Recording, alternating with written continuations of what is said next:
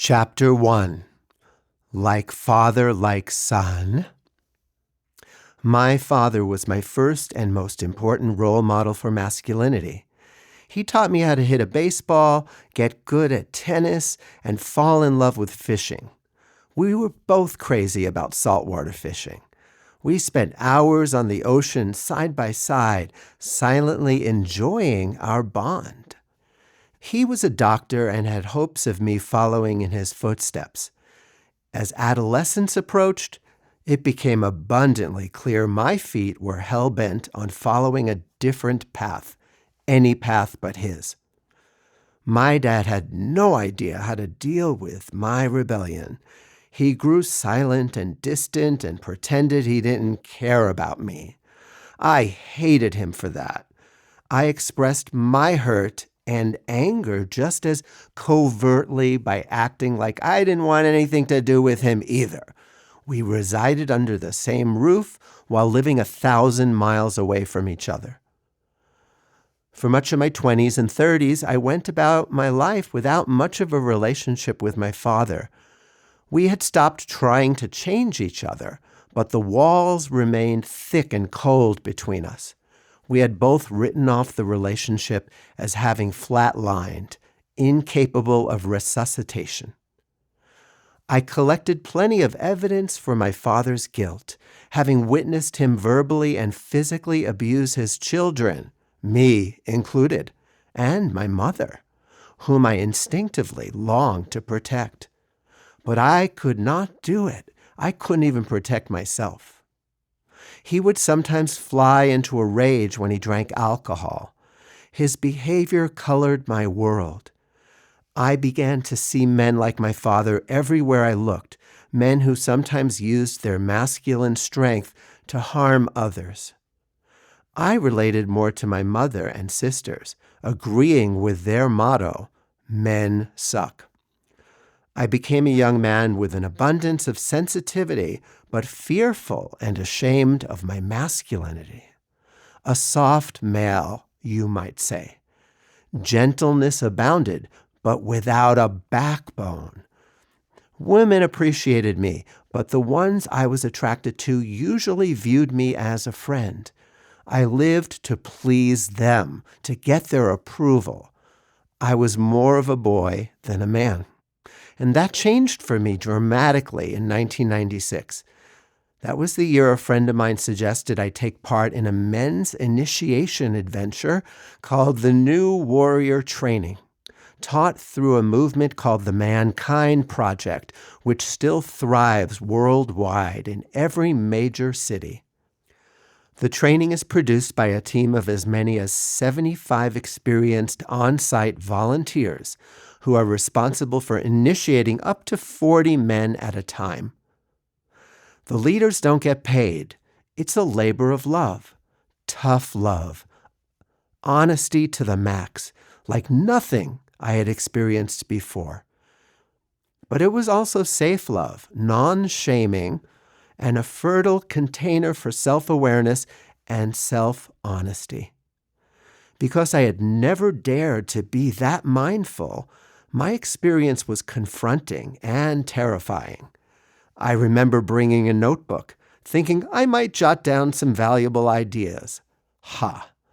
The weekend was not at all about ideas. There were times when I was tempted to leave, and a few men did. But because my intuition kept telling me everything and everyone was there to support me, I stuck with it. I came out not only unscathed, but transformed. Like most men, I had built a self-image that survived by sweeping pain and insecurity under the rug. And now the rug had been pulled out from under me. I was one of these guys, fully armored with lies. I always had a pocket full of alibis until I started to see what it was doing to me, how it was burning a hole in my integrity. So I started coming out into some open space, forgiving all my living with a poker face.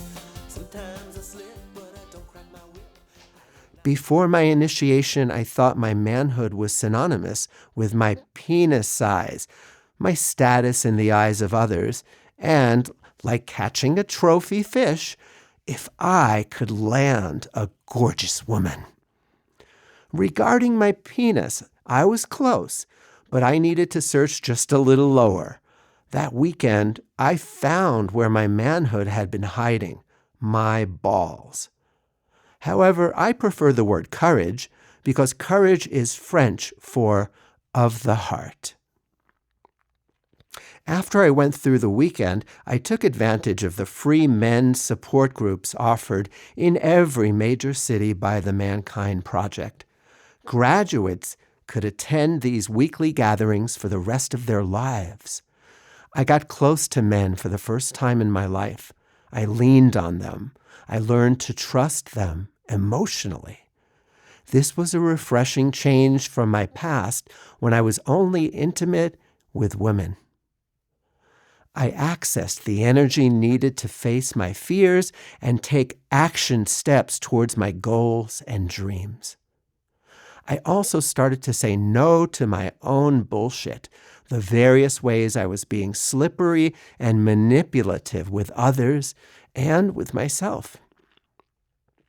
The newfound fire in my belly led me to create numerous CDs of my music and write 3, now 4, books. I traveled through the United States, Europe, and Africa, giving my gifts and making a difference in the world. As for my father, after the new warrior training, I reached out to him by writing him a letter, taking responsibility for my part in the distance between us.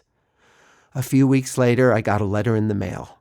It started with, "Scott, your letter touched me deeper than I can say. I cried like a baby while reading it." I had never seen my father cry.